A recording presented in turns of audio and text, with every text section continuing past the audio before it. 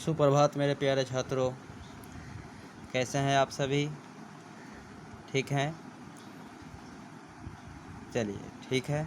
आज हम लोग इस वीडियो में बात करेंगे क्लास 6, 7 और 8 स्टैंडर्ड को मिलाकर जो हमने एक वीडियो सीरीज प्रारंभ किया है जिसका नाम है संधि। और उस संधि के बारे में आज हम लोग इस व्यंजन संधि के बारे में बात करेंगे। इसके पहले वाले वीडियो में हमने स्वर संधि के बारे में बताया था। स्वर संधि के कितने भेद होते हैं? 5 भेद होते हैं। दीर्घ संधि, गुण संधि, यन संधि, वृद्धि संधि और अयादि संधि। उस 5 संधि का वर्णन, उसका परिभाषा, उसका उदाहरण, उसका निर्माण हम लोगों ने देख चुका है। अब हम लोग को देखना है व्यंजन संधि। आपको सब याद रखना है संधि के कितने भेद होते हैं। संधि के 3 भेद होते हैं, स्वर संधि, व्यंजन संधि और विसर्ग संधि। तो हम लोगों ने स्वर संधि को देखा, अब हम लोग देखेंगे व्यंजन संधि। तो देखिए, आते हैं। जिस संधि में व्यंजन वर्णों के कारण कोई परिवर्तन होता है, जिस संधि में व्यंजन वर्णों के कारण कोई परिवर्तन होता है उसे व्यंजन संधि कहते हैं।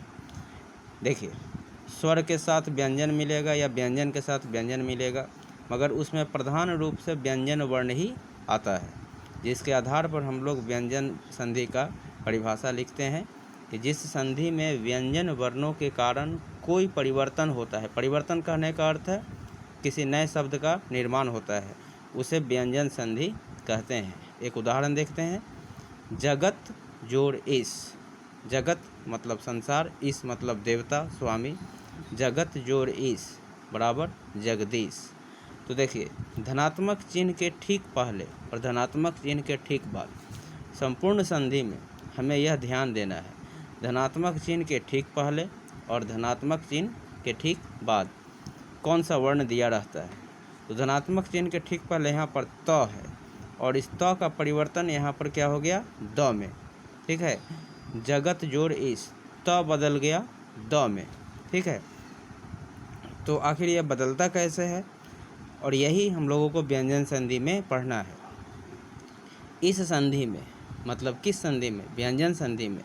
व्यंजन संधि में वर्ण ही नियमानुसार मतलब नियम के अनुसार बदल कर किसी नए शब्द का निर्माण करते हैं। ठीक है, व्यंजन संधि में वर्ण ही, जैसे यहाँ पर एक त वर्ण था, त बदल गया द में। ठीक है, तो व्यंजन संधि में वर्ण ही नियम के अनुसार बदलकर किसी नए शब्द का निर्माण करते हैं। ठीक है, देखते हैं आगे। व्यंजन वर्ण के कुछ नियम होते हैं, जैसे स्वर संधि के 5 भेद होते हैं, उस तरह से व्यंजन संधि के और स्वर संधि के। ठीक है, ध्यान दीजिए। व्यंजन संधि के कुछ नियम होते हैं। यहाँ पर वर्ण है, वर्ण को हटा देते हैं। देखिए, व्यंजनों के पहला नियम के बारे में देखिए। व्यंजनों के 5 वर्गों, 5 वर्ग में कौन कौन है? क वर्ग, च वर्ग, ट वर्ग, त वर्ग और प वर्ग। व्यंजनों के 5 वर्गों के पहले व्यंजन मतलब क वर्ग का पहला क, च वर्ग का च, ट वर्ग का ट, त वर्ग का त और प वर्ग का प। पहला व्यंजन के बाद मतलब धनात्मक चिन्ह के ठीक बाद कोई स्वर अथवा तीसरा, चौथा अंतःस्थ वर्ण आए। तीसरा हो या चौथा हो या अंतःस्थ कौन कौन है? य, र, ल और व। तीसरा वर्ण हो, चौथा वर्ण हो या अंतःस्थ वर्ण में से कोई हो, तो पहला व्यंजन अपने वर्ग के, पहला व्यंजन का अर्थ क वर्ग का पहला व्यंजन क्या होगा? क होगा। पहला व्यंजन अपने वर्ग के तीसरे व्यंजन में, जैसे क का तीसरा ग होगा, च का तीसरा ज होगा, ट का तीसरा ड होगा, त का तीसरा द होगा और प का तीसरा ब होगा, तीसरे व्यंजन में बदल जाता है।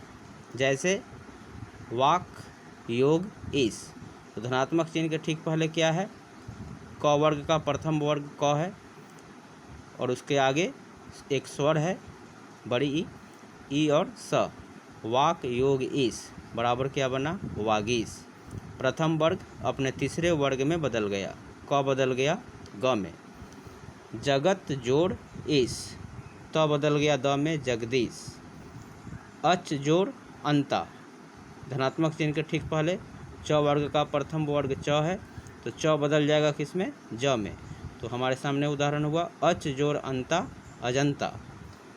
उसके बाद है जगत जोड़ आनंद, त बदलेगा द में, शब्द बनेगा जगदानंद। ठीक है। दूसरा देखते हैं, वर्ग के पहले वर्ण के बाद यदि म या न हो। वर्ग के पहले वर्ण के बाद यदि म या न हो तो पहला वर्ण उसी वर्ग के पांचवें वर्ण में बदल जाता है।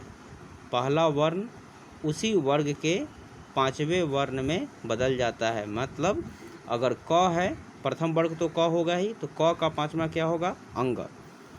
जैसे वाक जोड़ मय, शब्द बना वांगमय। सत जोड़ मार्ग, त बदल गया न में, सन्मार्ग। उत जोड़ नति, शब्द बन गया उन्नति। अब उन्नति का संधि विच्छेद कीजिए, क्या होगा, उत जोड़ नति। किस संधि का उदाहरण है, व्यंजन संधि का उदाहरण है। आगे देखते हैं, म के संबंध में नियम। म के बाद जैसे ही बाद की चर्चा हो तो आप ध्यान दीजिए, धनात्मक चिन्ह के बाद की बात हो रही है। म के बाद यदि क, च, ट, त, प वर्गों का कोई वर्ण आए तो म के स्थान पर उसी वर्ग का पांचवा वर्ण या अनुस्वार, एक बिंदु अनुस्वार हो जाता है। जैसे सम जोड़ कल्प। ठीक है। म के बाद क्या आया, क आया।